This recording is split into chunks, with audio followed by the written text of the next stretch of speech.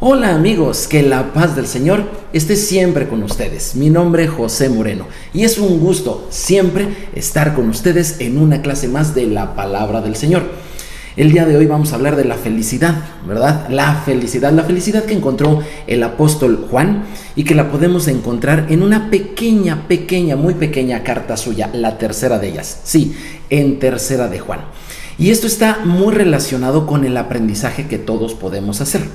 Hablando de aprendizaje, recuerdo aquella ocasión que un niño muy listo, por cierto, llegó a la escuela y le dice a su maestra: maestra, ¿usted me castigaría por algo que no hice?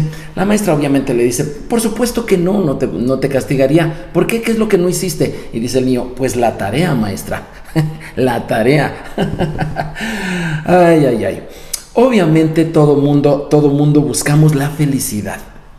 Y el día de hoy yo te invito para que tú me acompañes en esta primera sección de la tercera epístola de Juan, que por cierto no es muy grande, pero que sí encontramos algo maravilloso allí.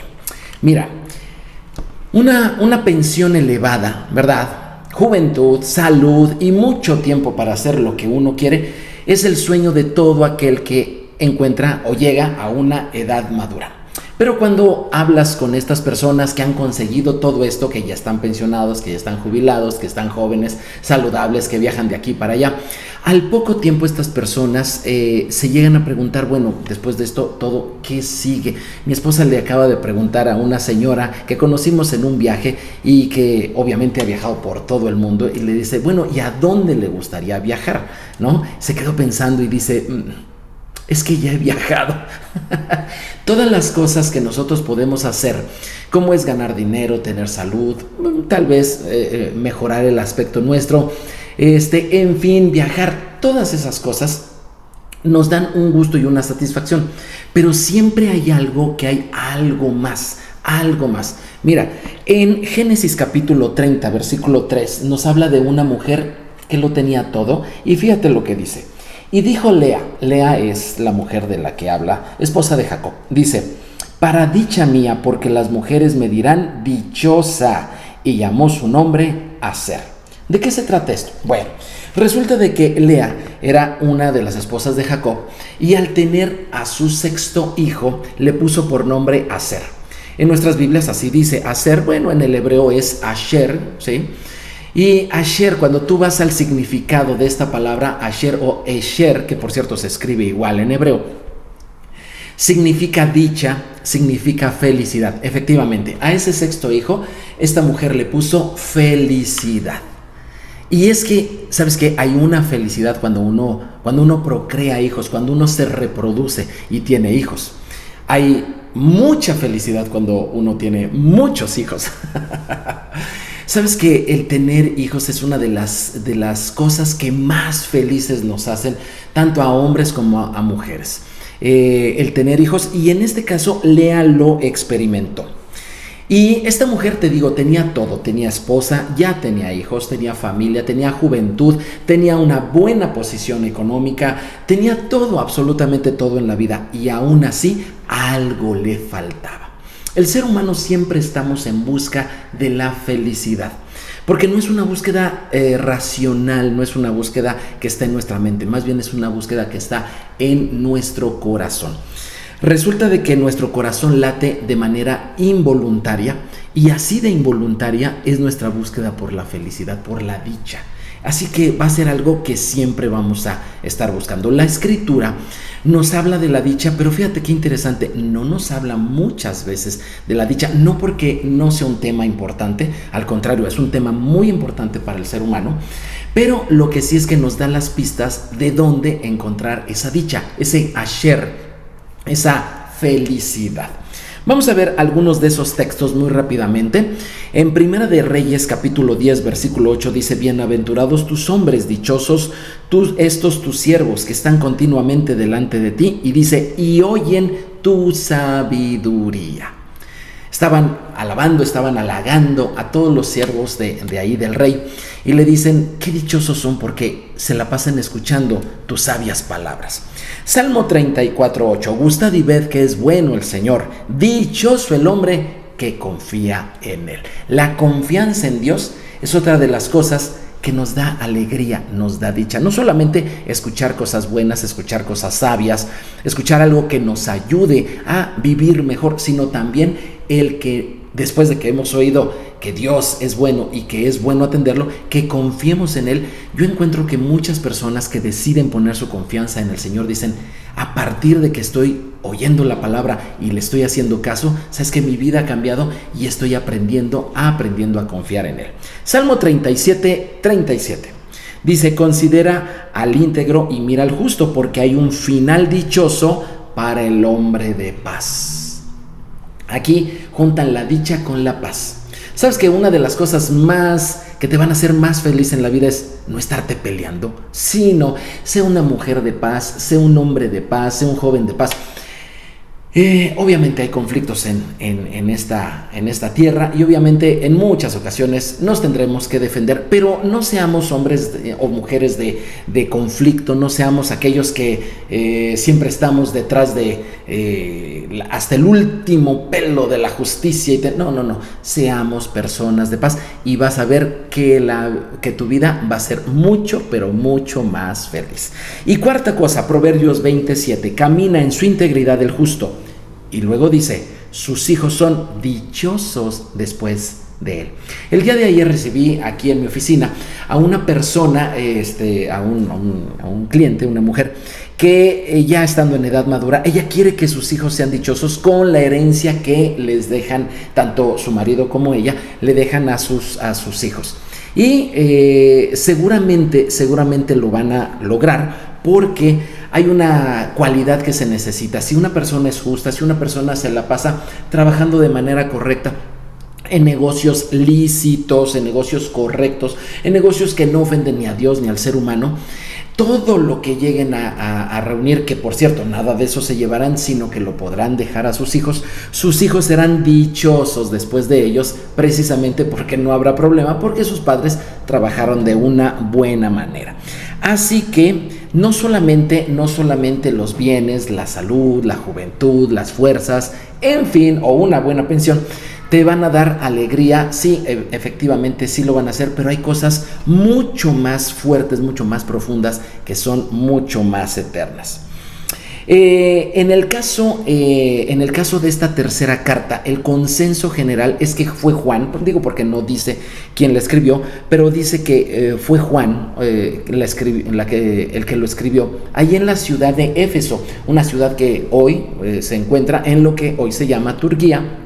En aquel tiempo Asia, así le llamaban, en otro tiempo Asia Menor, en fin, es ahí en Turquía, en Éfeso, donde tú puedes encontrar esta ciudad que está en pie, sus ruinas, de hecho son de las mejores conservadas en toda Asia, y también mucho mejor que muchas ruinas inclusive de Europa. Ahí están estas ruinas, un lugar precioso, maravilloso, donde el apóstol Juan pasaba su edad ya adulta, su edad madura. ¿Y qué estaría haciendo el apóstol Juan? ¿Recibiendo una pensión?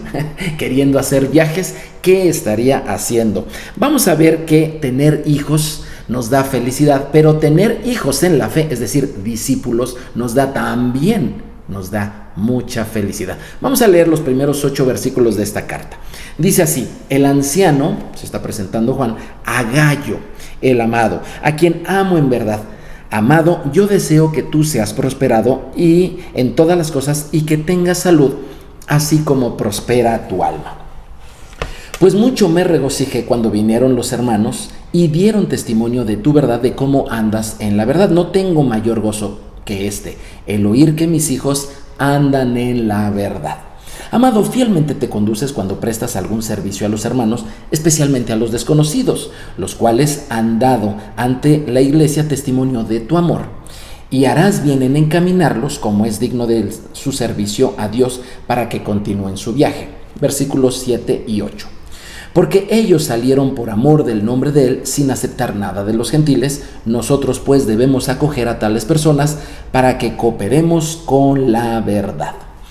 Entonces aquí tenemos en estos 8 versículos un manual, literalmente un manual de la felicidad cuando te reproduces en otros, es decir, cuando tienes discípulos.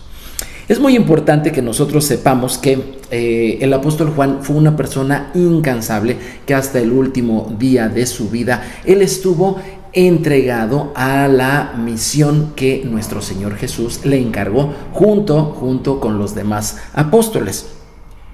Y resulta de que él escribe a una persona llamada Gayo.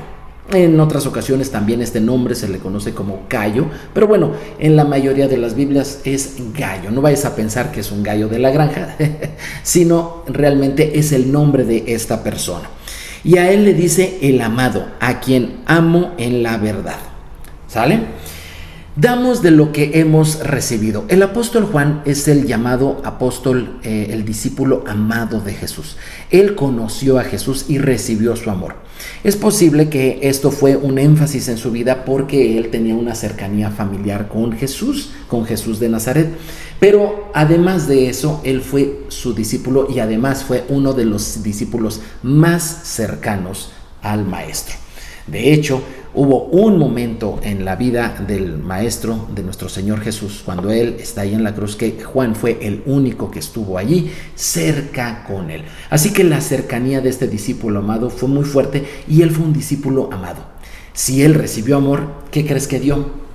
Exactamente eso. Y por eso se expresa de Gayo así, amado.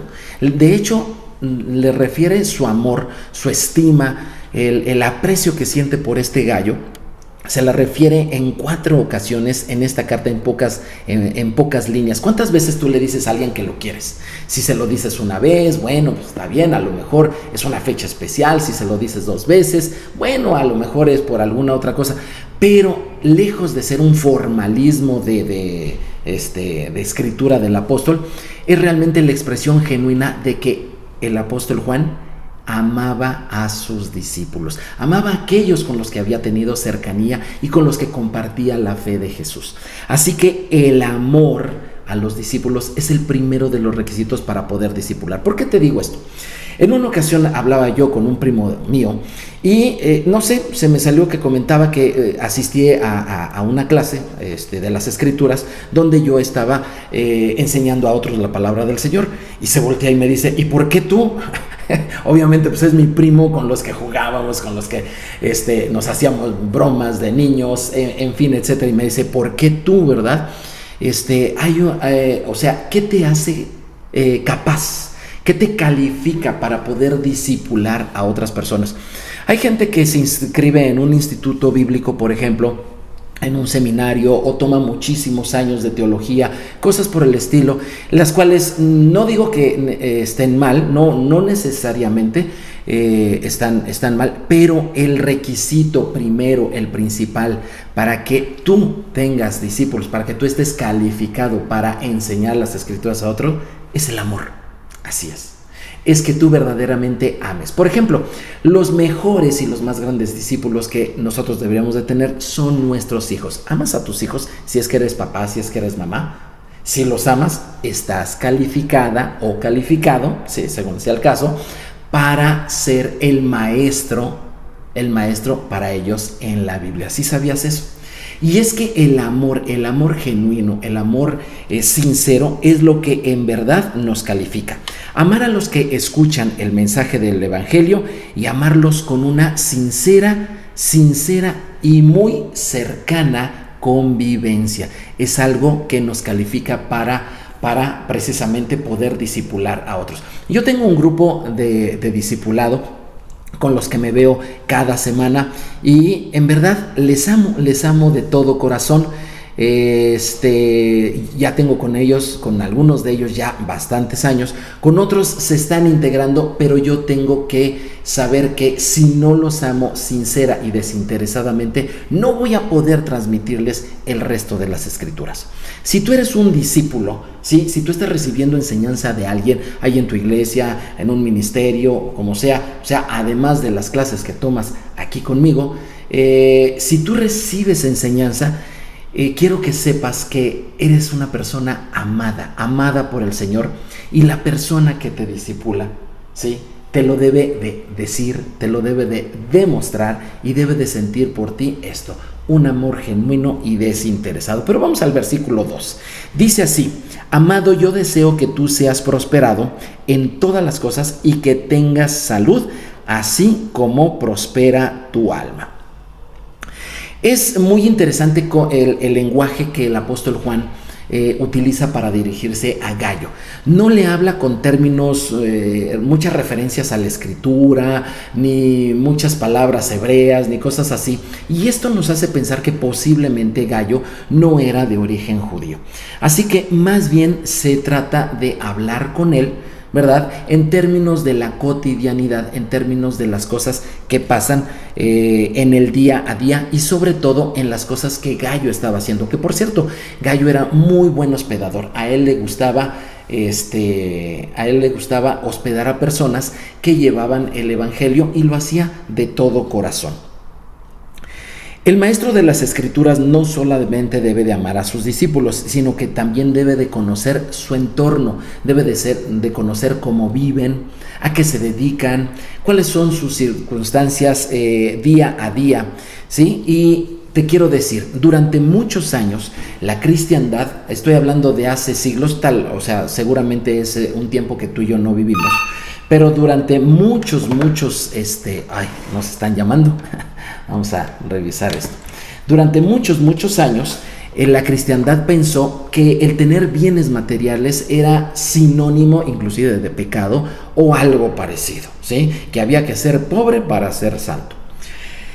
En la actualidad que ahora nos toca vivir a nosotros, se ha ido la iglesia, muchos de ellos se han ido al extremo contrario. Mira, ni uno ni otro. Decía mi abuelo, todo extremo no es virtud. En realidad, el equilibrio es algo bueno. Y sea que tú estés discipulando a alguien o que tú estés siendo discipulado, es importante que sepas que un siervo del Señor tiene que crecer en todos los aspectos, así como lo dice aquí, tanto en lo material como en lo espiritual. Es muy importante que el crecimiento sea un crecimiento armónico, un crecimiento equilibrado, ¿sí? Que en la casa de un discípulo no falte lo necesario para comer, ¿verdad? El techo, el sustento, el vestido, en fin, todas las cosas que el mundo material nos exige, ¿verdad? Así que un buen discípulo trabaja, se gana la vida, pero también un buen discípulo empieza a confiar en el Señor, cree en el Señor, aprende las escrituras. Así que cuando tú estés discipulando, ¿sale? Cuando tú estés discipulando, revisa cómo está la actividad económica de aquellas personas, de aquellos tus discípulos, de aquellos tus alumnos, ¿sí? Y obviamente no es con el fin de ver más allá, sino más bien cómo le está yendo en cuestión económica para saber que el entorno económico no es un problema en su caso. ¿Sale? También pregunta cómo van en su trato con la familia. Sí, la parte afectiva, la parte emocional, la parte familiar es sumamente importante revisar cómo va creciendo y también revisa cómo va su tiempo de oración y de lectura en la palabra. Revisar el crecimiento equilibrado de nuestros discípulos es algo muy importante. Y como te dije, no vayas a pensar que esto le estoy hablando solamente a pastores o a líderes. No, le estoy hablando a todo aquel que conociendo a Jesús ame a otras personas y les comparta del Señor. Versículo 3. Pues mucho me regocijé cuando vinieron los hermanos y dieron testimonio de tu verdad, de cómo andas en la verdad. No tengo mayor gozo que oír que mis hijos andan en la verdad. Para que un discípulo sea un verdadero discípulo, para que yo sea un verdadero discípulo, para que tú lo seas, para que la gente a la cual tú le compartes en verdad lo sean, debemos mantenernos en las enseñanzas de Jesucristo, en las enseñanzas de Yeshua, el Mesías, porque finalmente los discípulos son de Él. No en las enseñanzas de alguien en lo personal, no en las enseñanzas de una religión, una iglesia o una denominación. Hay gente que piensa que no, es que tiene que tener las enseñanzas de tal iglesia. Bueno, entonces, ¿será discípulo del Señor o de una iglesia en particular? Las enseñanzas de Jesús están al alcance hoy, bendito sea el Señor, de todos nosotros. Y cuando nosotros discipulamos a alguien, tenemos que revisar que permanezcan en esas enseñanzas, que las aprendan, que las conozcan, que las vivan. Y una de ellas es muy importante esto. Cuando el apóstol Juan está hablando de que permanezcan en la verdad, se está refiriendo a lo que ellos tenían por las escrituras en ese tiempo, lo que tú y yo llamamos el Antiguo Testamento. El Nuevo todavía no había sido escrito. Así que es muy importante que toda la Biblia, desde el Antiguo hasta el Nuevo Testamento, sean parte del libro de texto, ¿verdad?, de tus discípulos o de ti, siendo tú también un discípulo. Revisa que el testimonio de tus alumnos también sea bueno.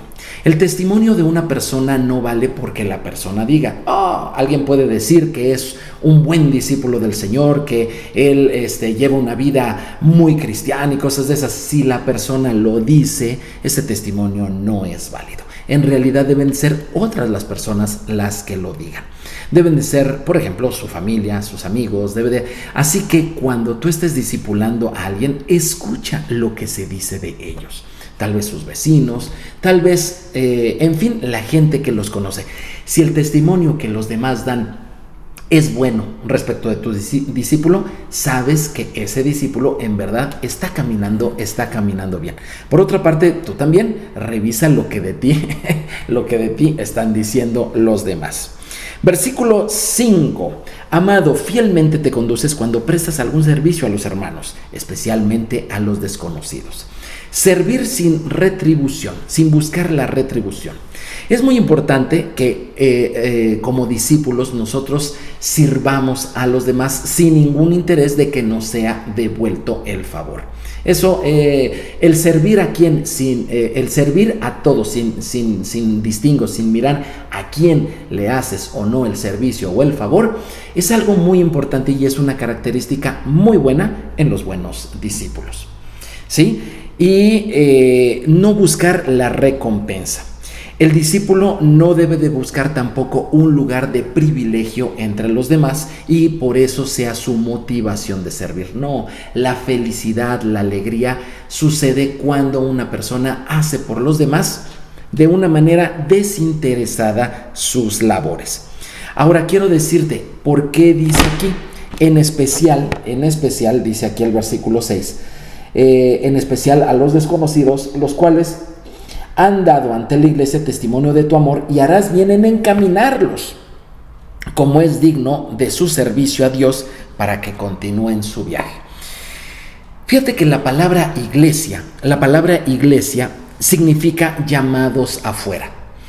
Y esto se refiere porque en las comunidades que le tocó supervisar al apóstol Juan eran comunidades principalmente judías, obviamente, que creían en el Señor Jesús. Ellos se congregaban en sinagogas, obviamente, pero recibían la visita de los llamados gentiles, es decir, aquellos no judíos, pero querían aprender de las escrituras y no había otro lugar más que allí. Entonces ellos estaban llegando allí y es muy importante que nosotros veamos esto que ocurría. Obviamente los judíos querían permanecer con un grupo solamente de judíos, pero la palabra de Dios no la puedes detener, el beneficio de ella no se puede encarcelar, no se puede limitar. Así que esta bendición corría a otras personas y se le comenzó a dar el término más de iglesia por este punto, llamados afuera. Un buen discípulo no solamente sirve desinteresadamente, sino que también ve por aquellos que están fuera de su comunidad de fe. Es muy importante que tú y yo no solamente nos sintamos cómodos o a gusto con los que son de nuestra misma fe, sino que también veamos a otros, porque finalmente Jesús también vino por ellos. Si no vemos hacia afuera, si no vemos esto, estaríamos estorbando la obra del Señor Jesús cuando dijo: yo no soy enviado sino a las ovejas perdidas de la casa de Israel. Por eso es que hay que salir, por eso hay que ir por ellos, por los que todavía no conocen al Señor. Ahora, esto no solamente se lo encargó Jesús. de compartir con otros las buenas nuevas del Evangelio, no solamente se lo encargó a sus 11 discípulos, no solamente se lo encargó al apóstol Pablo, es decir, no solamente se lo encargó a judíos solamente, no, se lo encargó a todos, inclusive a gentiles. Te voy a poner 2 ejemplos de ello. El Gadareno, tú puedes ver esto en Marcos capítulo 5, versículos 19, y en Lucas capítulo 8, es la historia paralela. Vas a ver cómo después el Gadareno, de recibir la bendición de Jesús, Jesús le dice: ve a los tuyos, compárteles, háblales de las cosas hermosas que Dios ha hecho contigo. Otro ejemplo, la samaritana. En Juan capítulo 4, desde el versículo 16 hasta el 42, tú vas a observar cómo Jesús empieza a hablar con esta mujer que no era judía y le dice: ve por tu marido. Y la mujer hizo eso, bueno, no era su marido, pero fue allá con su pareja. Y no solamente se trajo a su pareja para que oyera de Jesús, sino se trajo a muchos de ahí de Samaria, y muchos encontraron al Maestro, al Señor Jesús, simplemente por el buen testimonio que esta mujer dio. Obviamente ninguno de estos recibió un diploma en ningún instituto. Obviamente ellos no esperaron al curso de discipulado, a estar completo. No. Sino que simple y sencillamente ellos empezaron a dar del amor que habían recibido. Romanos 10:15 dice: ¿y cómo predicarán si no fueren enviados? Como está escrito: cuán hermosos son los pies de los que anuncian la paz, de los que anuncian las buenas nuevas. El buen discípulo no solamente da un servicio desinteresado, sino que también busca a otros para compartir con ellos su fe.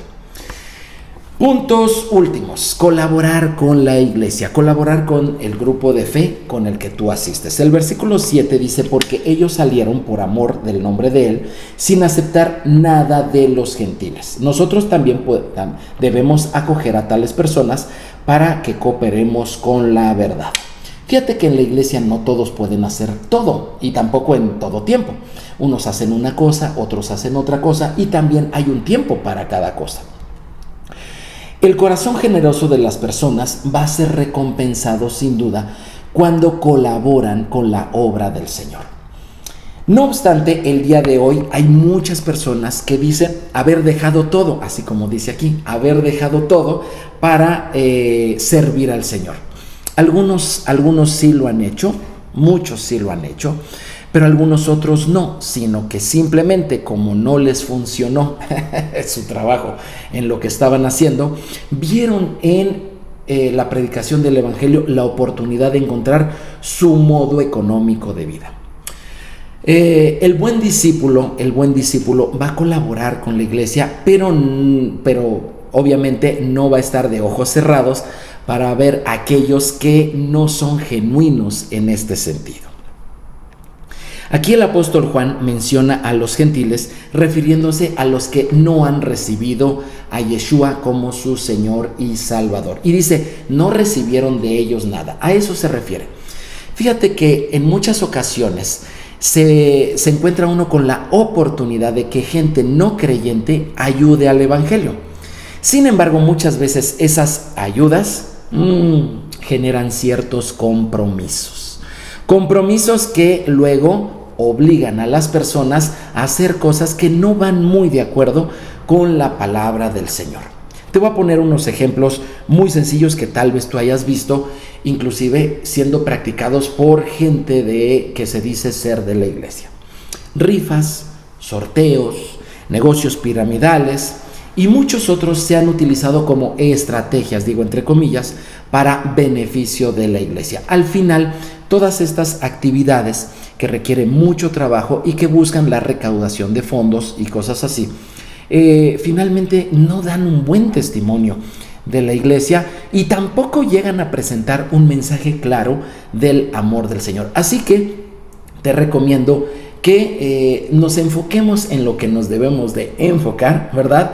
Y que por un lado nuestro corazón generoso hacia la obra de Dios no se vea opacado, pero que por otro lado estemos listos, muy pendientes de cuando las cosas no van tan encaminadas o tan emparejadas a la palabra del Señor. Bueno, con sabiduría nosotros nos conduzcamos.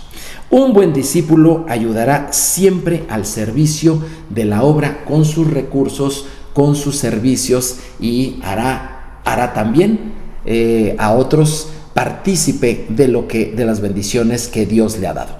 Esta tercera epístola de Juan no es un tratado de discipulado, pero sí nos da las pautas de cómo el apóstol Juan vivió sus últimos años feliz, revisando el evangelio en el corazón de sus discípulos y verdaderamente siendo muy feliz, aunque no tuviera una pensión, aunque no tuviera mucho tiempo para viajar de aquí para allá de placer, aunque ya no fuera joven. Pero ¿sabes qué? El apóstol Juan sin duda vivió eso de tener hijos en la fe, y eso nos hace muy felices. Mi nombre es José Moreno. Te invito a que compartas este video con otros para que también ellos tengan discípulos, ¿verdad? Puedan enseñar a otros la palabra de Dios, compartan de esta dicha que es ser parte de la familia. También te invito a que te suscribas para que no te pierdas la secuencia. En la próxima clase veremos la segunda parte de esta clase, que es la antítesis de todo esto, y también que le des clic a la campanita. Nos vemos en la siguiente. Dios bendiga tu casa, Dios bendiga a la iglesia, Dios bendiga a Israel. Nos vemos. Shalom, shalom. Hacer la tarea,